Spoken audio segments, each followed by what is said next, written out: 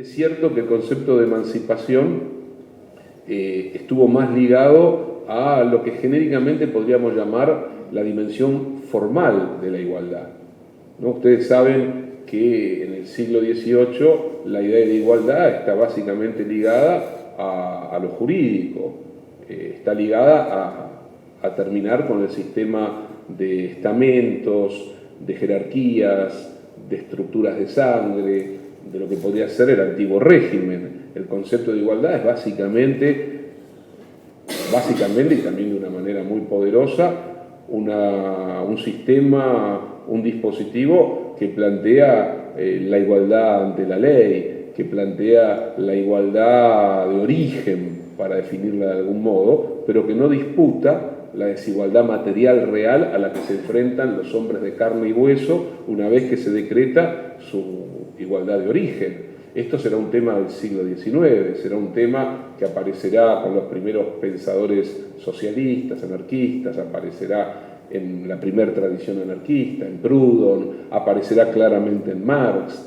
cuando el problema de la igualdad ya es un problema que discute la cuestión jurídica, discute la cuestión que por comodidad llamamos formal. Yo sé que no es formal, porque pareciera que la palabra formal es despreciativa respecto a lo que significó históricamente la construcción de la igualdad en términos jurídicos, que por supuesto fue un momento extremadamente importante. En el relato de la historia, en el relato de la emancipación, nos olvidamos, o recién en los últimos tiempos ha habido una contrahistoria que se ha metido en lo que fueron las grandes experiencias de rebeldía de los esclavos en el Caribe, en el Brasil, en los virreinatos españoles, que significaron construcción de experiencias comunitarias, las experiencias cimarronas, la palabra quilombo, que comenzó a significar otra cosa después, en realidad eran experiencias comunitarias de los negros esclavos, sobre todo en el Brasil, que rompían su condición de esclavos y producían una especie de orden distinto, obviamente, al del sistema de la esclavitud. En algunos casos tenían una mirada de restauración idílica de las formas de vida tradicionales del África, en otros casos constituyeron ejércitos, economías paralelas, hubo insurrecciones de extraordinaria fuerza en el norte de Brasil, en la zona de las Guyanas, de miles y miles de esclavos, pero la única rebelión triunfante fue la rebelión de los esclavos, de los negros esclavos haitianos. Y por supuesto, durante mucho tiempo fue acallada, fue mucho más radical, infinitamente más radical que todos los movimientos independentistas de la América hispano-lusitana, más radical que Bolívar, que San Martín, busquen el que ustedes quieran. Es decir, el movimiento que plantearon los negros haitianos, ¿no?, a partir de su primer líder, fue precisamente una revisión profunda de lo que podríamos llamar la condición de la esclavitud.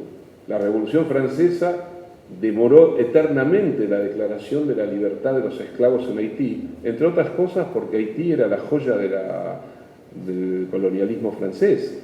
Gran parte de la riqueza francesa durante el siglo XVIII se extrajo de Haití, sobre todo de los ingenios azucareros, de la producción de tabaco, de índigo. O sea, eso que después quedó olvidado en la historia es un momento clave en el enriquecimiento de Francia, también de Inglaterra, y en parte del proceso de la acumulación originaria. Fue olvidado, fue tachado, fue desplazado, y volver a ponerlo sobre escena es también discutir desde otro lugar el concepto de emancipación. Yo creo que les decía, me parece, a veces me olvido algunas cosas que dije en un lugar porque las planteé en otro, pero bueno, no sé si les planteé aquello de la Constitución haitiana, que el artículo 14 de la Constitución haitiana dice que a partir de ese momento todos en Haití pasan a ser negros,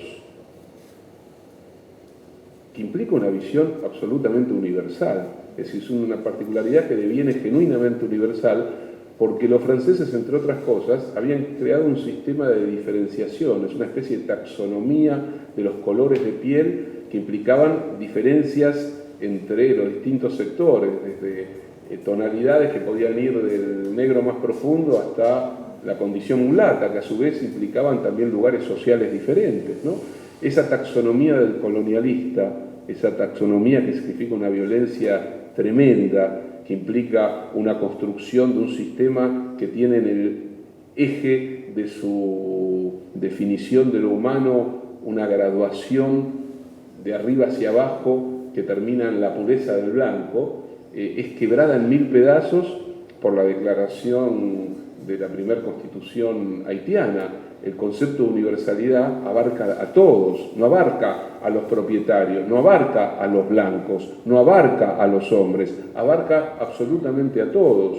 Entonces ahí, si ustedes quieren, en la revolución haitiana hay un movimiento que pone en cuestión todo el dispositivo de la gran expansión de la cultura, de la civilización y del modelo ilustrado de la Europa que se va a abrir hacia el siglo XIX y que en gran medida impregna nuestros movimientos independentistas.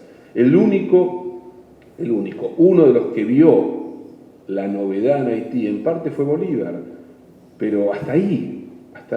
La independencia cubana se demoró casi un siglo, entre otras cosas porque los supuestos independentistas, mestizos y blancos cubanos tenían horror de las consecuencias que podía traer un movimiento revolucionario que liberara las cadenas de los esclavos negros y que generara lo que generó en Haití.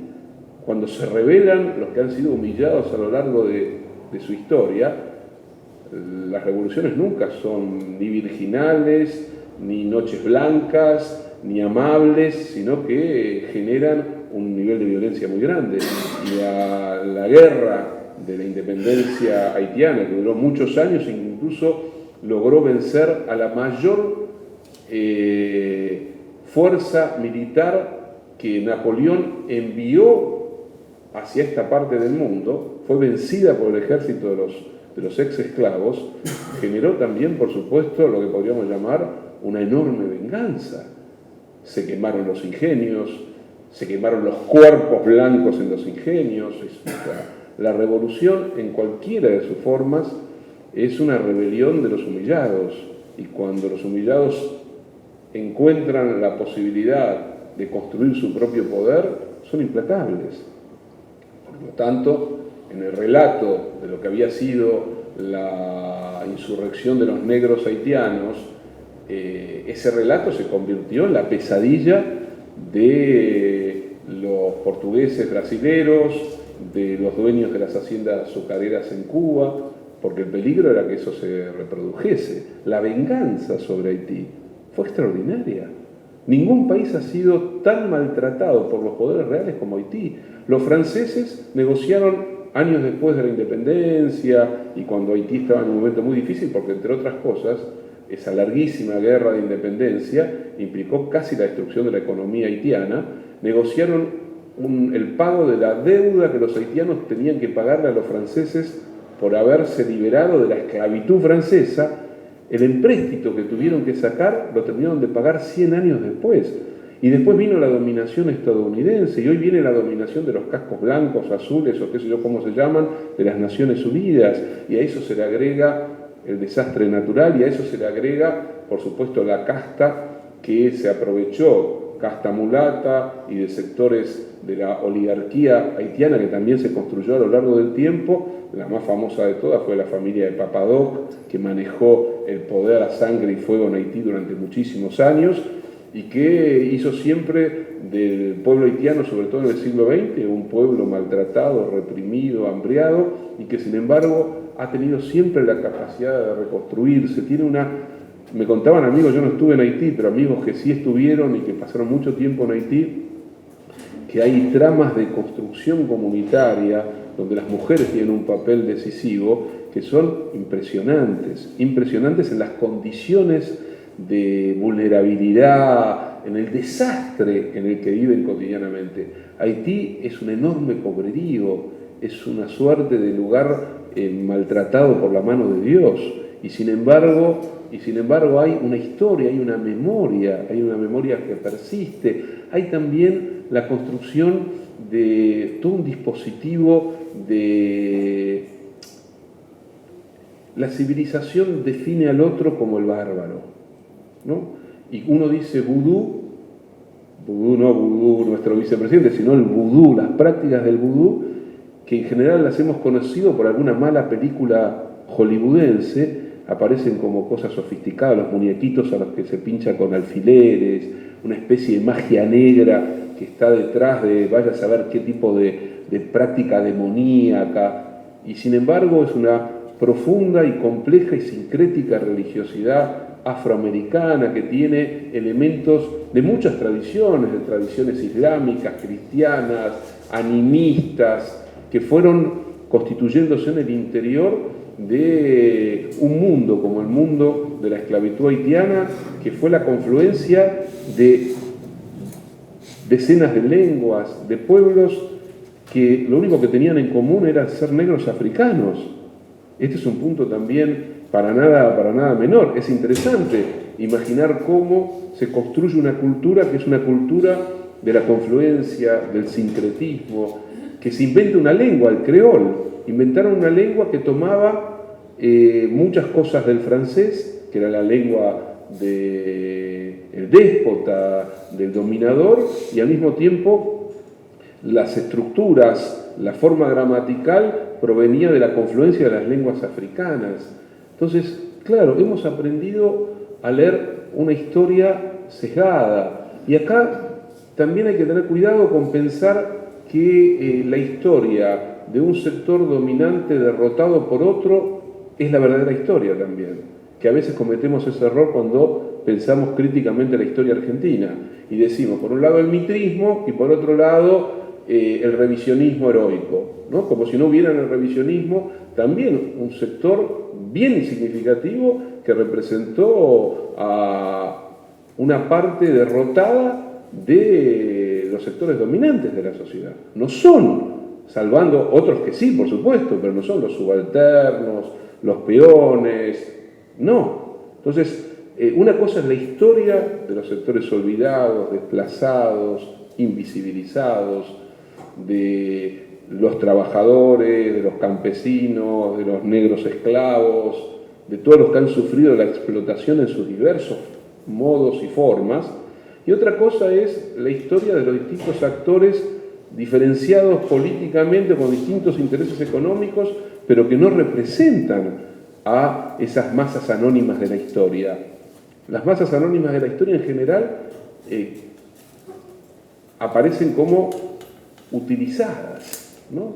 Utilizadas, incluso como subalternos en el sentido peyorativo del término, ¿no? Los negritos de rosas, por ejemplo.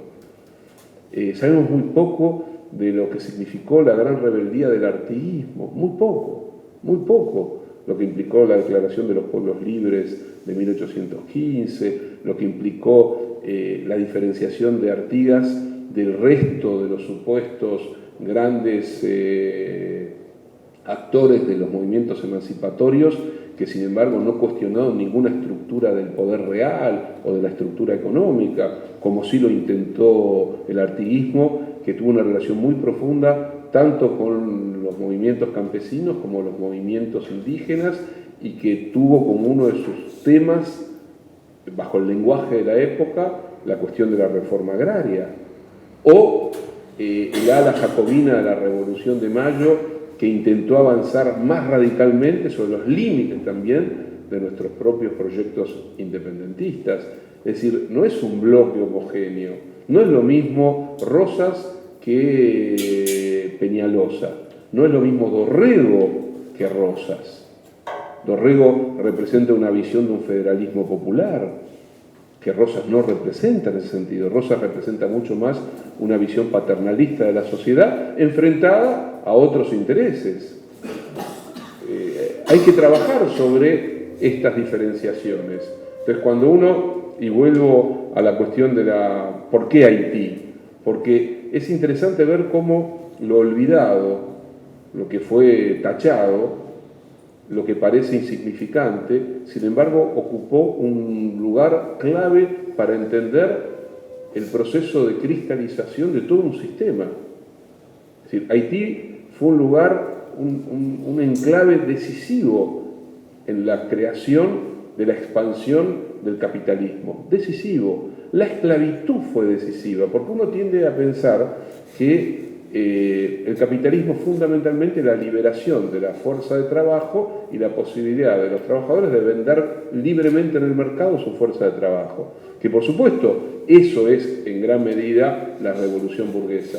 Pero la revolución burguesa y el capitalismo no tiene problema en desplegarse bajo un sistema que puede ser desigual y combinado, que puede apropiarse de formas o modos de producción que son arcaicos o que parecen incluso antagónicos o que no responden a la ideología que forja al capitalismo, pero que sin embargo fueron fundamentales a la hora de producir una riqueza excedente que le permitió el despliegue y la mundialización de la economía del capitalismo. El papel de las colonias y particularmente de la colonia haitiana, así como en la primera e incipiente forma de construcción de un nuevo orden económico que comenzó inmediatamente después del descubrimiento de América, fue importante la extracción de los minerales, sobre todo de Potosí, para alimentar una primera expansión, sobre todo financiera, de lo que era un protocapitalismo en la Europa de los siglos XVI y XVII. En la Europa de los siglos XVIII y XIX, todavía el lugar de la esclavitud es un lugar clave, que el discurso liberal, el discurso de la revolución burguesa como un discurso que es autocomplaciente, ha tendido sistemáticamente a ocultar, a poner a un costado, a plantear que hay una larga tradición del abolicionismo liberal, que la hay, por supuesto que la hay, pero también, así como hay una tradición que no fue mayoritaria del abolicionismo liberal, hay una enorme tradición del poder real del capitalismo expansivo liberal del siglo XVIII y del siglo XIX que sostuvo la esclavitud, que lo hizo con una doble moral, con el discurso de la hipocresía, pero que lo sostuvo en el Caribe, lo sostuvo en el Brasil hasta bien entrada la segunda mitad del siglo XIX y en Estados Unidos hasta la Guerra de Secesión, que fue en 1861. Y el sistema de producción del sur norteamericano estaba directamente ligado a la revolución industrial de la Inglaterra, de las manufacturas de Liverpool, Manchester y compañía. Sin el sistema de la hacienda algodonera y azucarera del sur de los Estados Unidos esclavista, el desarrollo del capitalismo inglés no hubiera sido del mismo modo.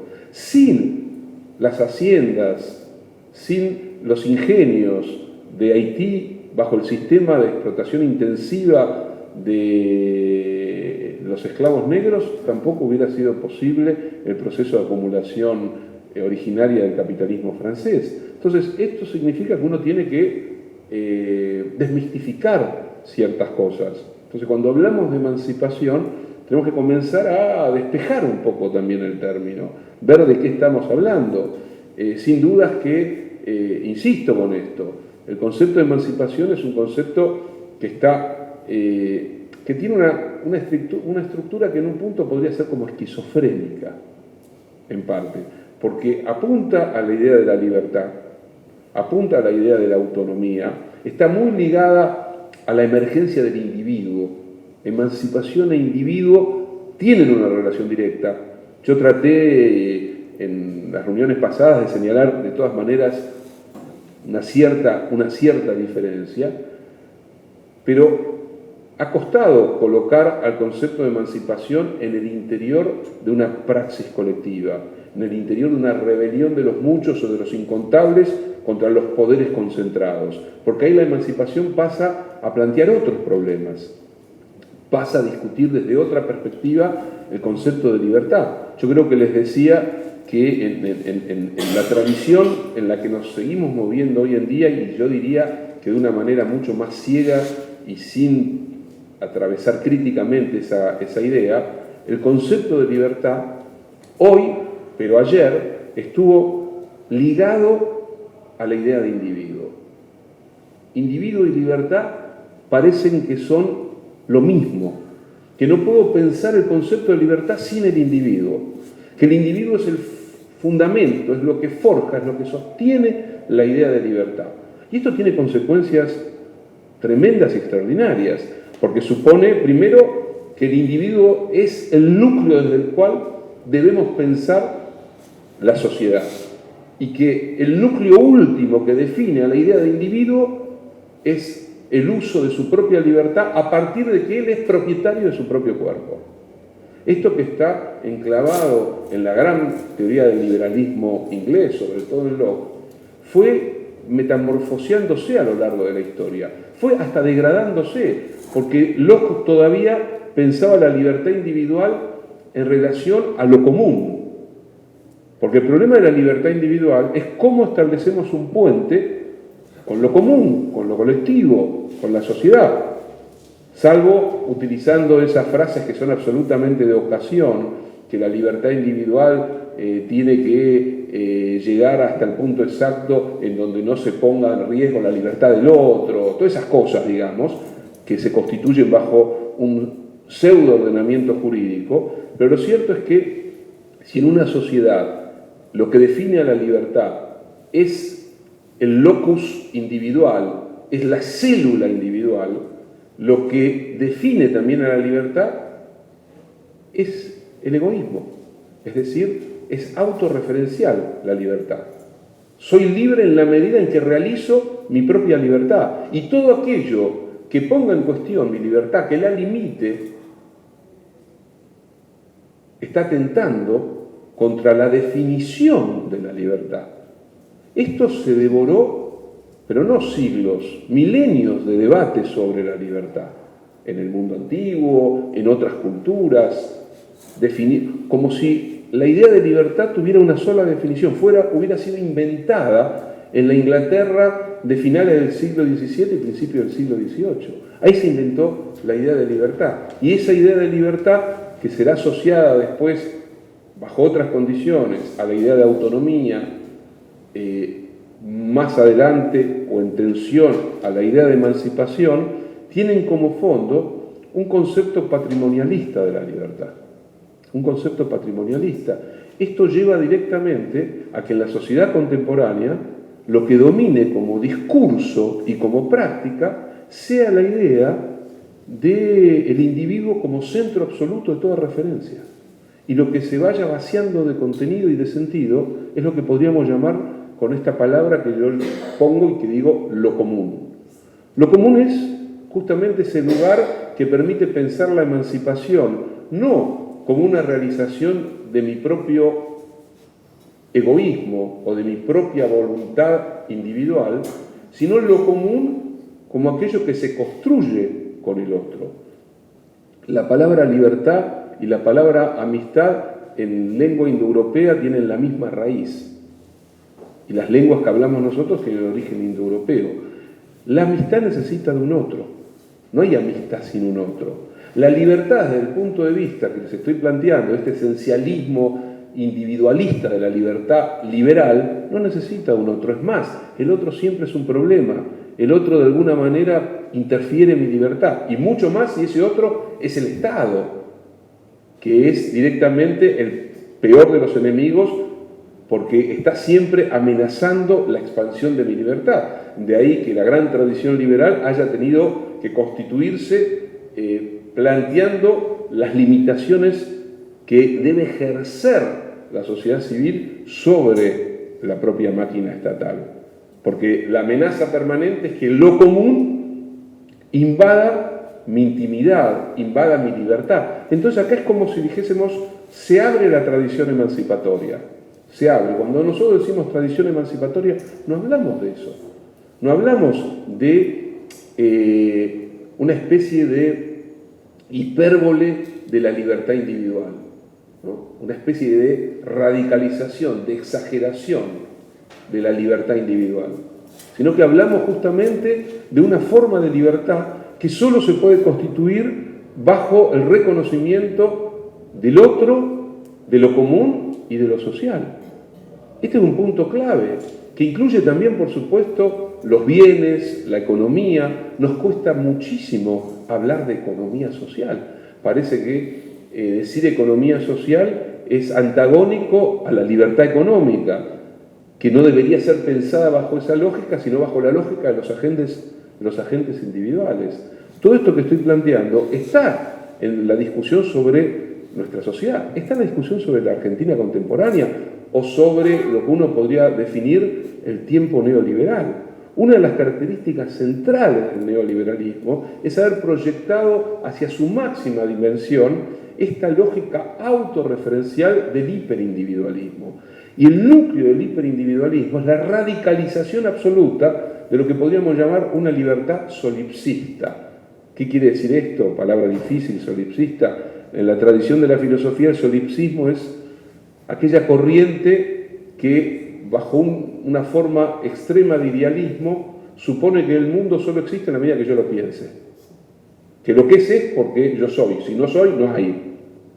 Es una proyección sobre la realidad de la realidad que está en mí, ¿no? Su exponente clásico fue un obispo que se llamaba Berkeley, del cual Borges era un lector muy apasionado, un hombre muy interesante por otro lado, ¿no? Muy interesante. Un idealismo radical sería el del solipsismo. La palabra nos remite a la idea de soledad, de autorreflexión, de radicalización individual. Bueno, el neoliberalismo es la forma extrema de lo que incluso el primer liberalismo no fue. Porque en el primer liberalismo había una suerte de responsabilidad. Es decir, el individuo libre tenía responsabilidad en relación a lo común. Por más que esa tematización de lo común estuviese atravesada por la idea de propiedad. Porque una de las características, digamos, del liberalismo es que no puede pensar ni la libertad, ni al individuo, ni a lo común por fuera del paradigma de la propiedad. Por eso la propiedad es sagrada, por eso la propiedad está en el fundamento de toda constitución.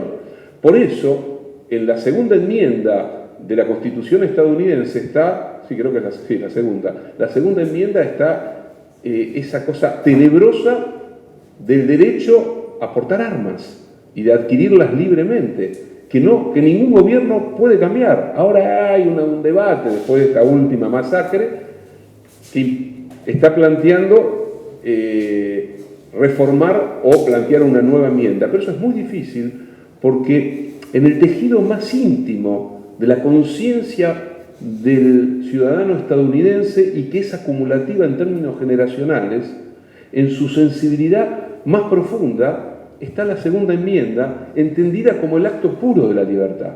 Mi derecho a portar armas es el derecho a defender mi cuerpo y mi libertad, como individuo. Ustedes saben que en la sociedad norteamericana, que es muy compleja, no es para nada lineal, ha habido siempre una tensión entre el gobierno federal y este mundo de lo que podríamos llamar la conciencia media estadounidense, que es una defensora radical del individualismo más extremo, que es casi lo que podríamos llamar una especie de anarquismo de derecha. Hay una relación teorética, filosófica, entre ciertas vertientes o ciertas matrices del anarquismo y cierta radicalización del individualismo ultraliberal, que se encuentran en un punto, porque así como el anarquismo plantea una sociedad sin Estado, el ideal o la utopía última del liberalismo es que el Estado no exista para regular la economía y que en lo posible quizás ni siquiera exista para regular absolutamente nada. Hay una especie de matriz o de trama que vincula a dos movimientos que son muy diferentes en el fondo, porque la tradición anarquista fundamentalmente emerge de los olvidados de la historia, emerge de los trabajadores, emerge de ciertas zonas de los desclasados, y la tradición liberal es una tradición de los propietarios. Y sin embargo hay un punto de cierto encuentro, pero lo cierto es que en Estados Unidos, desde el comienzo, desde las guerras de independencia, desde la famosa rebelión del Té hasta el presente, hay una disputa en el interior de esa sociedad alrededor de lo común y de lo individual, ¿no? donde lo individual está, insisto con esta idea, es una hipérbole, es una radicalización del punto exacto en la que el individuo es el centro de todo. Construye incluso hay como una masa crítica, vamos a llamarla así, de ciudadanos medios norteamericanos que hasta tienen una cosmogonía, que hasta piensan que Dios los ha elegido personalmente. La religiosidad estadounidense, sobre todo la religiosidad que se desplegó de forma radical y con formas salvíficas en el siglo XIX, es una religiosidad que también está unida a esta idea del individuo. Del individuo. Esto es un punto que no podemos perder, porque la irradiación de la cultura, vamos a llamarla americana por comodidad, a la cultura global, tiene como uno de sus resortes esta radicalización del vínculo entre individuo y libertad. Y el neoliberalismo es la forma político-económica, cultural, de esta radicalización del vínculo entre individuo y libertad, donde las reglas tienen que ir difuminándose a la hora de privilegiar la circulación del capital, pero tienen que constituirse con fiereza y con dureza a la hora de controlar la circulación de los cuerpos. El ideal, la utopía, por supuesto, derrotada del neoliberalismo, es que el Estado solo funcione como un instrumento coercitivo en función de los problemas entre los cuerpos, pero no en función de la economía. El ideal de la economía neoliberal es que no haya ningún tipo de regulación. La paradoja es que la expansión del neoliberalismo se hace a través de regulaciones que atentan contra todas aquellas otras regulaciones que impedían la expansión de la pura financiarización del capitalismo y de la especulación. Esto es un rasgo importante, porque cuando el neoliberalismo viene a decir que lo que quieren es achicar el Estado, ¿se acuerdan de aquella frase neustaniana, ¿no? Achicar el Estado es agrandar la nación. En verdad, lo que están haciendo es apropiarse del Estado para que el Estado garantice, a partir de una determinada legislación, su propia expansión sin límites. Entonces, por eso planteo que el problema de la emancipación tiene que ser claramente despejado de la idea autorreferencial del individuo como portador de su propia libertad y tiene que ser colocado en la idea de lo social, en la idea de lo común, en la experiencia de lo comunitario, en la experiencia del otro. Por eso les decía aquello de libertad y amistad tienen la misma raíz. La libertad, el problema es que si la libertad se forja solamente como espejo de mi propia acción, no hay un otro. Es una libertad puramente egotista, es una libertad puramente cerrada sobre mis intereses. Y hoy yo diría que la cultura contemporánea se ha constituido a partir de esto. En realidad, la resistencia es ir contra esta lógica, porque esto se mete en la cotidianidad, atraviesa todas las defensas que tenemos a partir de lo que podemos pensar en términos de esa enorme revolución que es cultural, que es tecnológica, que es del orden de la producción de nuevas formas de subjetividad, que define las formas también del sentido común y que cada vez más construye a nuestras sociedades despojando a la propia sociedad de una visión de lo común para privilegiar fundamentalmente una idea de derecho que está construida en esa lógica del individualismo. Por eso también hay una discusión sobre la propia idea de derecho. Por eso les planteaba al comienzo hoy de esta reunión que en la Declaración Universal de los Derechos del Hombre y del Ciudadano ya ahí hay un problema, que la revolución haitiana vino a cuestionar radicalmente. Vino a plantear otro concepto de universalidad, porque la universalidad de la Revolución Francesa es la universalidad del capital, es la universalidad de la revolución burguesa, para llamarla de alguna manera, mientras que la universalidad de la revolución haitiana es el momento exacto en que la universalidad se construye con la diferencia también. Porque en ese concepto de todos somos negros, estamos todos. Y ese todo no es una universalidad abstracta, es una universalidad de la diferencia, de la diversidad. Este es el problema también al que nos enfrentamos en la sociedad de hoy, y este es el problema también al que se le plantea cualquier tradición emancipatoria. Lo hemos discutido, creo que desde que perdimos las elecciones, casi todos los días. ¿Cómo es posible que aquellos que recibieron lo que recibieron terminaron votando en contra de sus intereses? ¿Cómo es posible que los que pudieron comprarse por primera vez un autito o crecer económicamente o tener oportunidades que antes no tenían, que accedieron a salarios que les permitieron accesos a consumos que antes no tenían, sin embargo, votaron contra sus propios intereses? Ya no estamos hablando del tema de derechos, que es algo un poco más complejo, ¿no? La asimilación en el interior de la subjetividad de cada uno del sentido de un derecho. Es más, yo puedo decir matrimonio civil igualitario y a algunas personas no gustarles ese derecho. O puedo decir derecho a que todos los niños reciban una asignación y a algunos no gustarle eso, por ideología, porque tienen una visión